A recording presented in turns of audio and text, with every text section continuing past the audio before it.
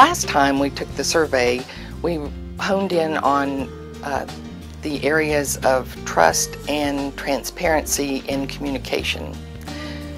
With the action planning that we did, we were able to take a look at specifically how we share messages with the division. And I had a great suggestion from one of the staff members about using video email. I wish I could claim it was my idea because it's been a great success, but I don't have those technology skills anyway. And so one of our division staff taught me how to make a video email.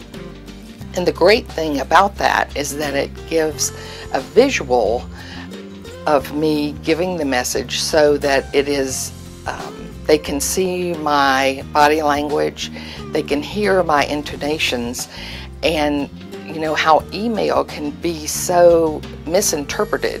It can be perceived as harsh by someone, and the same email might be perceived in another way.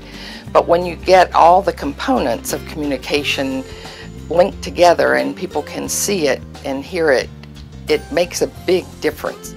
Our division also showed a strong concern for safety, employee safety within the campus.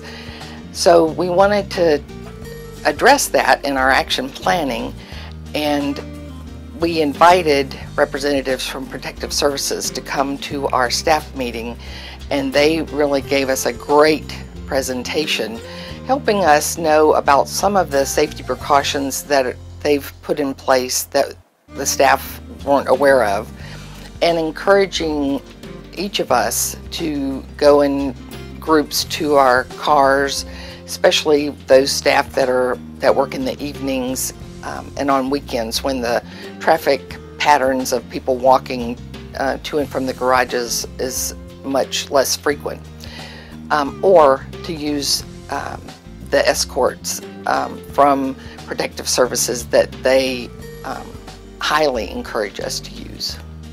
As far as outcomes go for our action planning, we're really looking forward to a good response from this survey that we'll take in January so that we can see what progress we've made.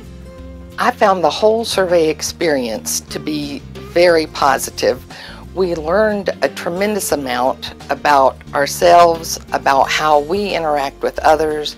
The management team within our division learned a lot about how we can be better communicators, how we can be better leaders, and it gave us direction for where to grow.